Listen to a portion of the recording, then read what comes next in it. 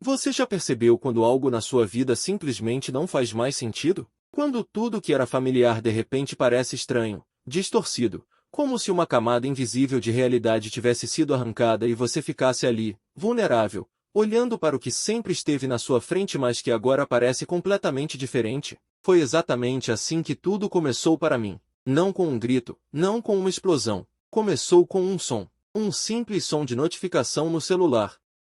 Um bip que mudaria tudo. Se você quer fazer a diferença, inscreva-se no canal e nos diga de qual cidade está assistindo esse vídeo. Era uma noite de quinta-feira. Nada de especial. Eu estava na sala, assistindo um jogo qualquer na televisão, daqueles que você assiste mais por hábito do que por interesse real. Minha esposa estava no quarto, arrumando umas coisas, ou pelo menos era o que ela tinha dito. O apartamento estava quieto, apenas o som da TV quebrando o silêncio. Então ouvi, bip, bip, bip, 3 notificações seguidas, rápidas, urgentes, como se alguém do outro lado estivesse desesperado para falar com ela. Não pensei muito. Levantei do sofá, fui até o corredor.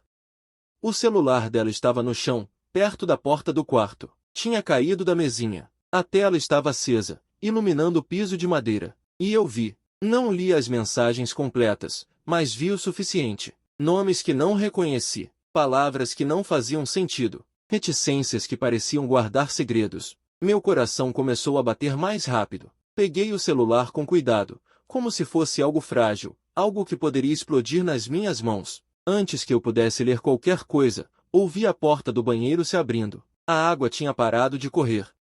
Ela estava vindo. Coloquei o celular de volta no chão, exatamente como estava. Voltei para a sala, sentei no sofá, fingi que nada tinha acontecido. Mas meu coração ainda batia acelerado. Minhas mãos estavam suando. Algo estava errado. Muito errado. Ela saiu do quarto alguns minutos depois. Olhou para mim, sorriu. Aquele sorriso que eu conhecia tão bem, ou achava que conhecia. Pegou o celular do chão, olhou a tela, e seu rosto mudou. Foi sutil, quase imperceptível, mas eu percebi. Um franzir de testa, um apertar de lábios. Ela digitou algo rapidamente, guardou o celular no bolso e veio se sentar ao meu lado. Perguntou sobre o jogo. Eu respondi algo vago, automático. Minha cabeça estava em outro lugar. Estava naquelas mensagens, naqueles nomes, naquele olhar dela. E foi naquele momento que percebi. Algo tinha mudado. Não sei quando começou. Não sei há quanto tempo estava acontecendo. Mas algo definitivamente tinha mudado entre nós. E o pior de tudo é que eu tinha ignorado os sinais. Porque sinais sempre existem, não é? A gente só escolhe não ver. Até que é tarde demais. Comenta aí se você já desconfiou de algo assim na sua vida. 3 semanas antes daquela noite de quinta-feira, tudo parecia normal. Ou pelo menos era o que eu queria acreditar.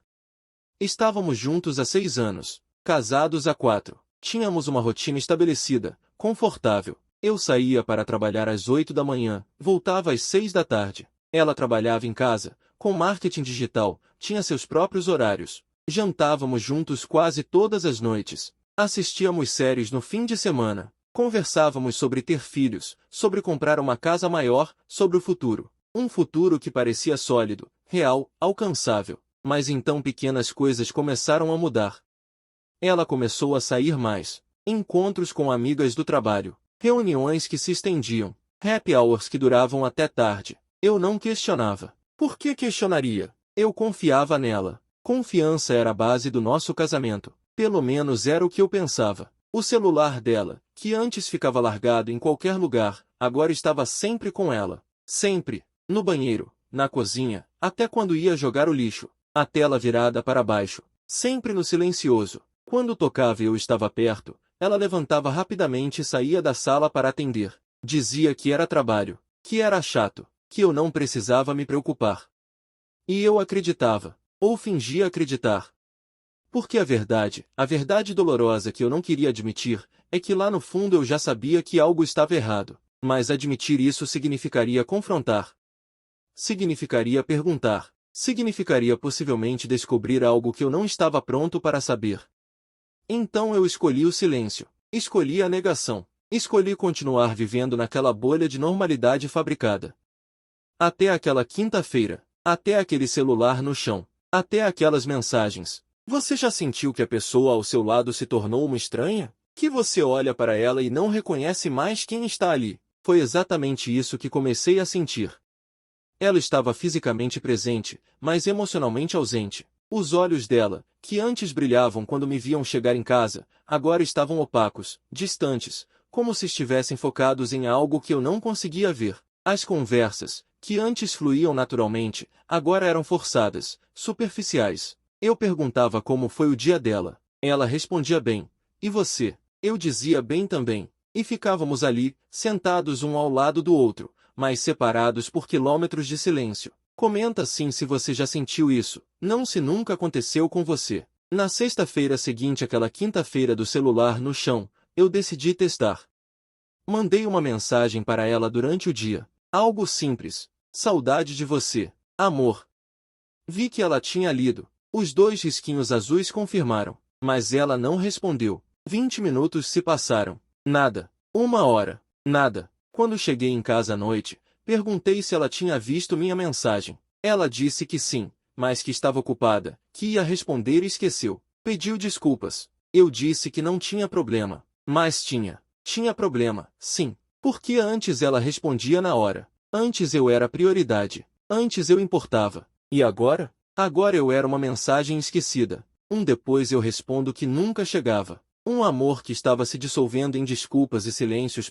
No sábado seguinte, ela saiu. Disse que ia encontrar a Ana, uma amiga do trabalho. Eu conhecia a Ana. Tinha visto ela algumas vezes, encontros casuais, festas de fim de ano da empresa. Parecia uma pessoa legal. Mas naquele dia, algo no tom de voz da minha esposa me incomodou. Ela estava nervosa, apressada. Arrumou-se mais do que o normal. Perfume novo, que eu nunca tinha sentido antes. Maquiagem mais elaborada. Aquele vestido que ela usava apenas em ocasiões especiais. Para encontrar uma amiga? Não fazia sentido. Mas eu não disse nada. Apenas acenei quando ela saiu pela porta. Apenas ouvi o som da chave girando na fechadura. Apenas fiquei ali, sentado no sofá, com um vazio crescendo no peito. Se esse detalhe fez sentido para você, deixe um like. Ela voltou 4 horas depois. Quando entrou, estava com o cabelo bagunçado, a maquiagem borrada, o olhar distante. Perguntei como foi. Ela disse que foi bom, que conversaram bastante, que a Ana estava passando por uns problemas pessoais. Perguntei que tipo de problemas. Ela desviou o olhar. Disse que eram coisas pessoais, que a Ana tinha pedido para não comentar.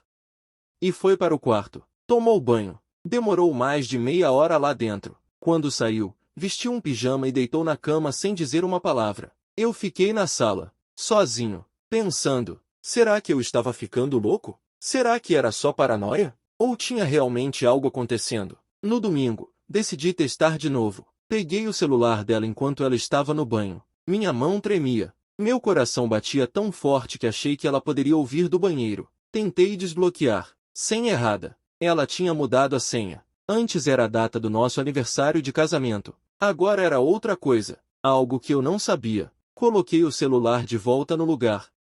Sentei na cama. E foi naquele momento que a ficha caiu de verdade. Ela estava escondendo algo. E não era algo pequeno. Era algo grande o suficiente para mudar senhas, para apagar mensagens, para mentir sobre encontros. Eu queria confrontar.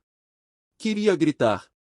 Queria sacudir ela e perguntar o que diabos estava acontecendo. Mas não fiz nada disso. Porque uma parte de mim ainda tinha medo da resposta. Uma parte de mim ainda queria viver na ilusão de que tudo estava bem. De que eu estava exagerando. De que no final tudo se resolveria sozinho. Mas não se resolve, não é? Nunca se resolve sozinho. Na segunda-feira, um amigo meu, o Carlos, me ligou. Disse que precisava falar comigo. Marcamos um café depois do trabalho. Quando nos sentamos, ele ficou em silêncio por alguns minutos. Apenas mexia no copo, olhando para baixo. Até que soltou. Vi sua esposa ontem. No shopping. As palavras ficaram suspensas no ar.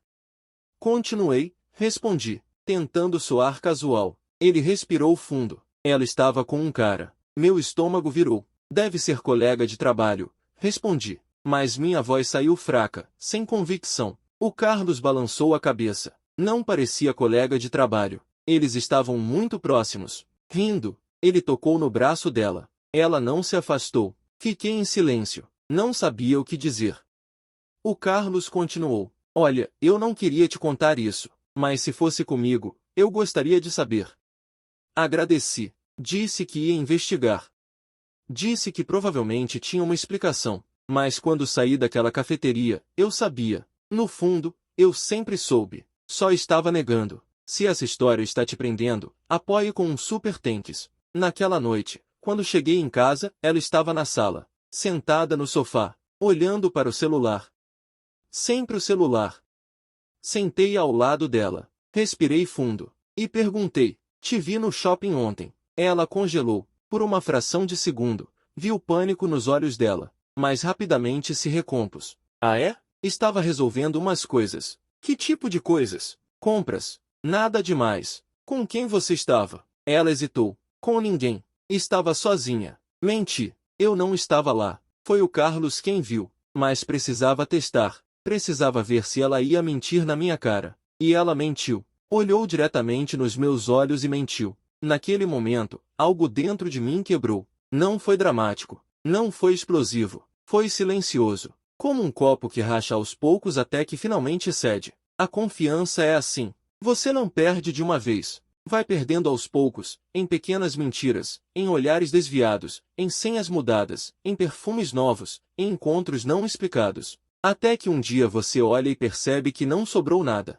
Apenas os cacos. Comenta assim se você já tentou salvar um relacionamento assim. Passei a semana seguinte observando cada movimento dela, cada palavra, cada olhar. Virei quase um detetive na minha própria casa. E quanto mais eu observava, mais sinais eu encontrava. Ligações que ela não atendia na minha frente. Mensagens que ela lia e apagava imediatamente. Saídas cada vez mais frequentes. Desculpas cada vez mais elaboradas. E a distância entre nós crescia. Mesmo quando estávamos no mesmo cômodo, parecia que havia um oceano nos separando. Tentei uma última vez. Na quinta-feira daquela semana, fiz um jantar especial. Comprei flores. Aquelas que ela gostava. Rosas brancas. Arrumei a mesa. Acendi velas. Quando ela chegou em casa, se surpreendeu. Perguntou o que era aquilo. Disse que só queria fazer algo especial para ela. Que sentia que estávamos distantes. Que queria nos reconectar. Ela sorriu. Mas era um sorriso triste. Um sorriso que carregava a culpa. Sentamos. Jantamos. Conversei sobre nós. Sobre o que tínhamos construído juntos. Sobre os planos que fizemos. Sobre o futuro que ainda podíamos ter. E então perguntei, você ainda me ama? Ela olhou para mim. Lágrimas começaram a se formar nos olhos dela. Demorou uma eternidade para responder. Claro que amo, mas as coisas mudaram. Como assim mudaram? Ela não respondeu, apenas desviou o olhar.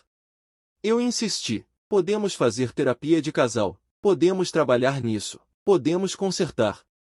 Ela acenou com a cabeça. Disse que sim, que poderíamos tentar. Marquei para a semana seguinte. Uma terapeuta que uma amiga tinha recomendado. Confirmei com ela na véspera. Ela disse que estaria lá. A terapia nunca aconteceu. No dia do encontro, ela ligou dizendo que tinha tido uma emergência no trabalho, que precisava resolver algo urgente, que não conseguiria ir pedir para remarcar. Ela disse que sim, mas não mencionou nenhuma nova data. Eu aceitei de cara, sem protestar, mas algo dentro de mim gritava. Já não sabia mais o que era verdade ou invenção. Talvez ela mesmo já não soubesse. Nos dias seguintes, virei quase invisível dentro de casa. Nossas conversas se resumiam ao trivial, frases soltas sobre contas, mercado, pequenos problemas de rotina. Quando tentei puxar assunto sobre nós, ela desviou o olhar, se refugiou no celular. Comecei a passar mais tempo fora, voltando mais tarde, evitando o contato. Era mais fácil fingir que estava ocupado do que encarar o vazio entre a gente. Até que recebi outra ligação, dessa vez da minha mãe, me perguntando se estava tudo bem. Ela tinha visto minha esposa sozinha na rua, parecia nervosa, andando rápido, quase fugindo de alguém. Não quis comentar nada, mas aquilo me corroeu por dentro. Será que ela estava com medo? Ou com culpa? Ou só queria ficar longe de mim? Passei a reparar ainda mais. Certo fim de tarde, enquanto lavava a louça, ouvi sussurros vindos do quarto. Me aproximei sem fazer barulho e escutei minha esposa falando ao telefone. A voz baixa, hesitante. Eu sei, não posso mais, já fiz muito, me deixe em paz, por favor. Quando terminei de lavar tudo, ela já estava na sala, como se nada tivesse acontecido. Fingi não ouvir, mas a imagem da insegurança na voz dela não saiu da minha cabeça. À noite, Perguntei se estava tudo bem. Ela disse que sim. Quis insistir, mas me faltou energia. Deitei no sofá e fechei os olhos, esperando o sono me salvar da confusão dos meus pensamentos. Nos dias seguintes, observei um padrão. Toda vez que ela recebia uma ligação tarde da noite, ela saía para a varanda. Sempre voltava pálida, calada. Certa vez cheguei mais cedo do trabalho e a peguei chorando no banheiro. Ela secou as lágrimas rapidamente, disse que era alergia. A velha desculpa dos olhos vermelhos que nunca engana ninguém. Era como viver ao lado de alguém sem conseguir realmente enxergar quem aquela pessoa era. Na semana seguinte, tentei propor uma viagem, uma chance para reconectar, mas ela recusou. Disse que não estava bem, que preferia ficar em casa. Senti um aperto no peito, uma mistura de frustração e impotência. Não havia mais diálogo, nem planos, só o silêncio estrangulando tudo que restava da confiança. Numa sexta-feira à noite, enquanto jantávamos, tentei trazer à tona o assunto do futuro. Falei da possibilidade de mudarmos de apartamento, começarmos de novo. Ela apenas sorriu de canto, mexeu na comida e disse: "Vamos ver."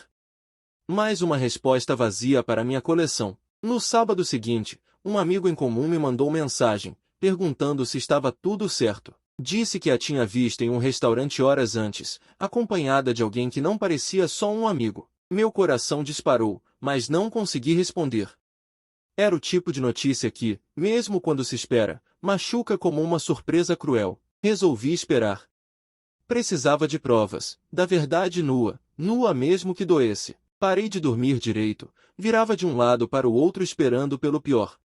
No domingo à tarde, durante uma tempestade daquelas que fazem a cidade parar, minha esposa me chamou na sala. Ela estava sentada na poltrona, as mãos trêmulas, o olhar distante. "Preciso conversar com você." Meu corpo gelou. Sentei ao seu lado, respirei fundo. Ela demorou para começar, encarando o chão como se buscasse a coragem entre as linhas do tapete. Fui direto. "O que está acontecendo?" Ela chorou. Disse que sentia muito, que não sabia como explicar, que tinha cometido um erro. Meu coração acelerou, o suor frio correndo pela nuca. "Fica tranquilo, pode falar", pedi. Ela demorou minutos, até que finalmente disse com a voz embargada: "Dormi com meu ex." O silêncio que se seguiu parecia infinito. Eu não conseguia me mover, olhar para ela, respirar direito. As palavras dela martelavam na minha cabeça, mas o choque era tanto que por um instante achei que estava sonhando. Quando olhei para ela, vi uma tristeza imensa, um arrependimento real. Fiquei em silêncio, sentindo a dor crescer como um incêndio. Ela continuou, tentando se explicar.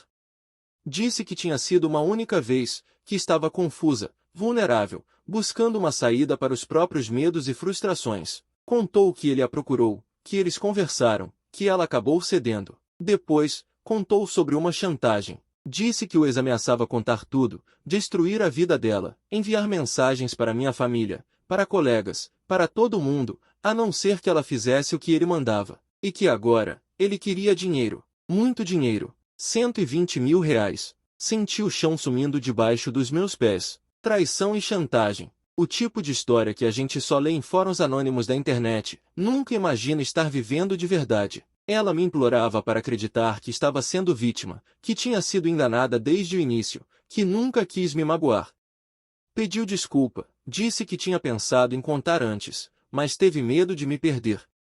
Não respondi. Olhei pela janela, onde a chuva batia forte, disfarçando minhas próprias lágrimas. Levantei devagar e fui para o quarto, deixando ela sozinha na sala, com a própria culpa. Passei a noite em claro, olhando para o teto, ouvindo o som da chuva diminuir aos poucos até virar apenas pingos esparsos. Minha cabeça girava em círculos tentando processar tudo o que ela tinha dito. Traição, chantagem, 120 mil reais. Palavras que pareciam de outra realidade, não da minha. Minha esposa tinha dormido com o ex dela e agora estava sendo extorquida por causa disso. E ela queria minha ajuda. Minha ajuda. Depois de tudo, era quase cômico se não fosse tão trágico. No dia seguinte, ela tentou conversar de novo. Veio até o quarto, sentou na beirada da cama, o rosto inchado de tanto chorar. "Eu preciso que você me ajude", ela sussurrou. "Ele não vai parar. Vai destruir tudo. Vai contar para todo mundo. Sua família vai saber, seus amigos, seu trabalho." Não respondi. Apenas continuei olhando pela janela. Ela continuou. "Eu sei que errei. Sei que te machuquei. Mas por favor, me ajuda a resolver isso. Depois a gente vê o que fazer com a gente." Virei para ela. E por que eu deveria te ajudar? Ela engoliu seco. Por que você ainda se importa comigo? Porque apesar de tudo, ainda temos algo. Por que você não é como ele? Levantei da cama. Saí do quarto sem dizer nada. Fui para a sala, liguei o computador, comecei a pesquisar. Queria entender melhor essa situação. Extorsão é crime. Chantagem também. Mas provar era outra história. Precisava de evidências. Precisava de um plano. Não porque eu quisesse salvá-la, mas porque se aquele cara estava fazendo isso com ela, podia fazer com outras pessoas também. E além disso, tinha algo no fundo da minha mente, uma lembrança, um detalhe que estava tentando emergir.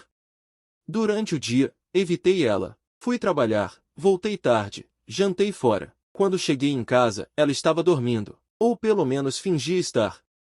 Entrei no escritório, abri as gavetas, comecei a procurar documentos antigos, contratos, recibos, comprovantes. Até que encontrei um contrato de empréstimo assinado 2 anos atrás. Um empréstimo de R$ 120.000, para o ex dela, que também era meu ex-amigo. Lembrei de tudo. Ele tinha vindo até mim, dizendo que ia abrir um negócio, que precisava de capital inicial, que me pagaria em 6 meses com juros. Confiei. Éramos amigos desde a faculdade. Ou pelo menos eu achava que éramos. Ele nunca pagou. Quando cobrei, ele disse que o negócio não tinha dado certo, que estava quebrado, que me pagaria assim que pudesse. Depois disso, sumiu. Bloqueou meu número. Mudou de cidade. Desapareceu. E agora ele estava de volta, extorquindo minha esposa, pedindo exatamente o valor que me devia. Não era coincidência. Era calculado. Ele sabia que eu tinha dinheiro. Sabia que minha esposa, sob pressão, pediria minha ajuda.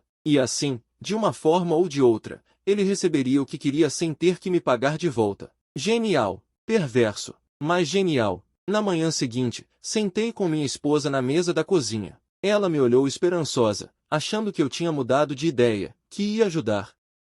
Eu falei com calma, sem emoção. Seu ex me deve R$ 120.000. Ela piscou, confusa. O quê? Um empréstimo que fiz há 2 anos. Ele nunca pagou. E agora está te extorquindo pelo mesmo valor.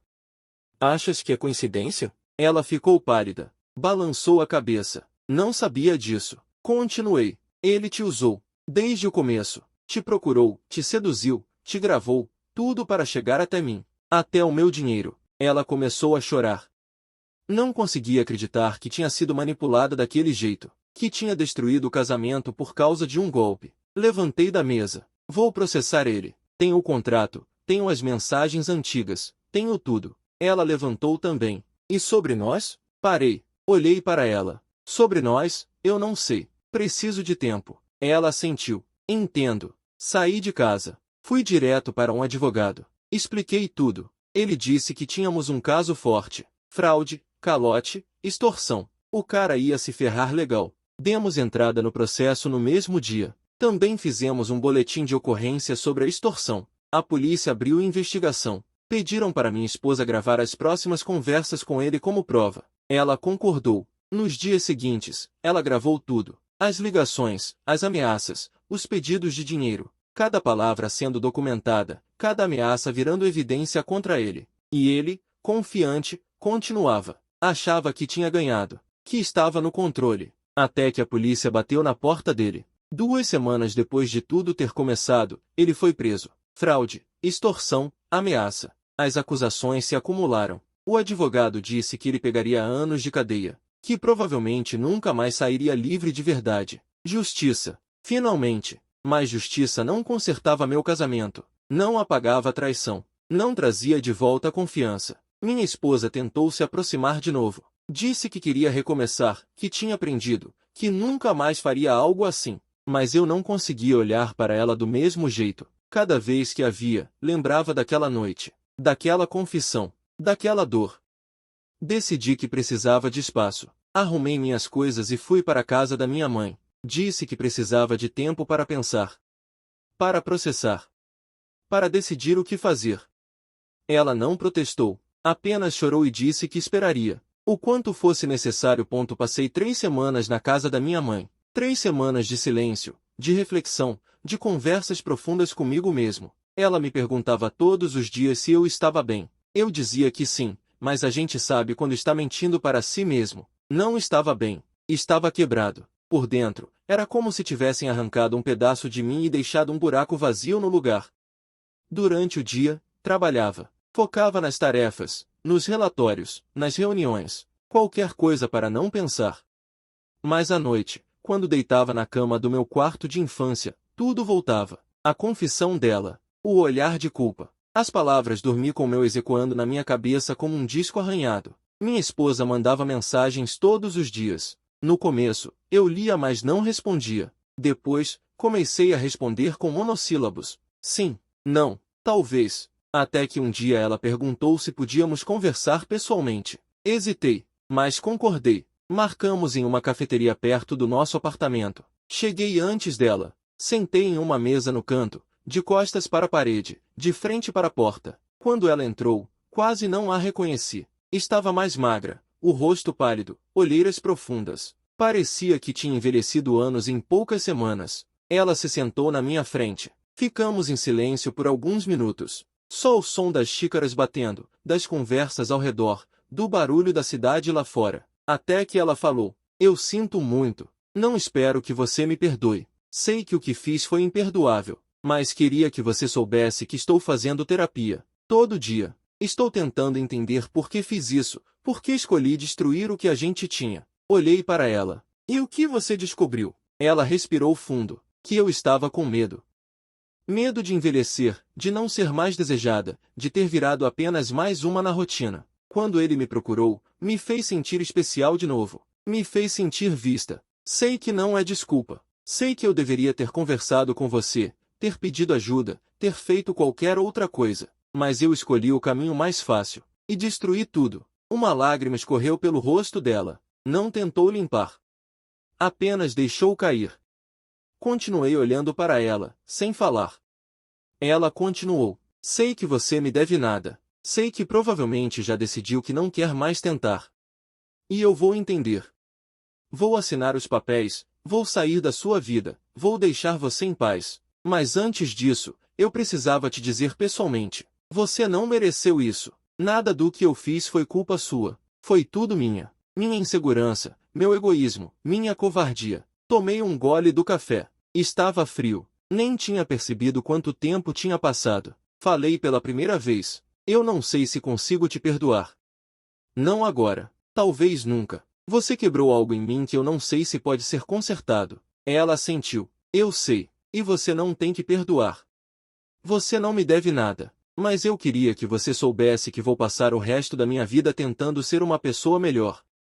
Não por você, mas por mim. Porque eu não quero mais ser a pessoa que foi capaz de fazer o que eu fiz." Nos despedimos na porta da cafeteria. Sem abraço, sem beijo, apenas um aceno de cabeça. Voltei para a casa da minha mãe. Ela estava na sala, tricotando. Perguntou como foi. Disse que não sabia, que estava confuso, que uma parte de mim queria dar uma chance, mas outra parte só queria correr o mais longe possível. Ela colocou a mão no meu ombro. "Filho, não existe resposta certa. Existe só o que você consegue viver em paz. E só você pode saber o que é isso." Naquela noite, decidi escrever.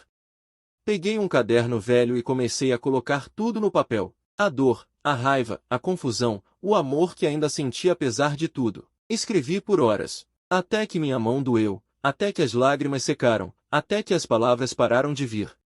E no final, tinha uma clareza que não tinha antes. Eu ainda amava minha esposa. Mas o amor não era suficiente. Amor sem confiança é como uma casa sem fundação. Pode parecer bonita por fora, mas desaba na primeira tempestade. E a gente tinha acabado de passar por um furacão. Decidi que não ia voltar. Não agora. Talvez nunca. Mas também decidi que não ia guardar rancor.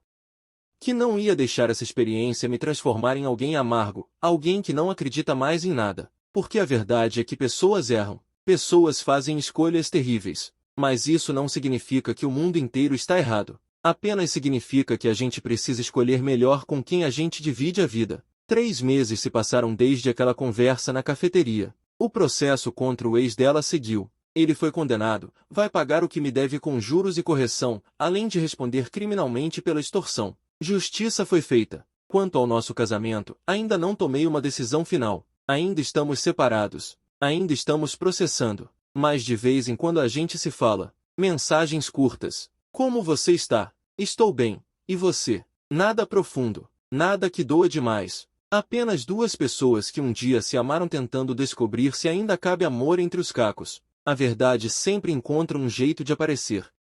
E quando ela chega, nada permanece igual. Mas às vezes, a verdade também revela quem realmente merece estar ao seu lado. E às vezes, revela que você mesmo é tudo que precisa para recomeçar. Se essa história te impactou, inscreva-se no canal, compartilhe com quem precisa ouvir isso e apoie com um super thanks. Comenta qual foi a parte que mais te marcou.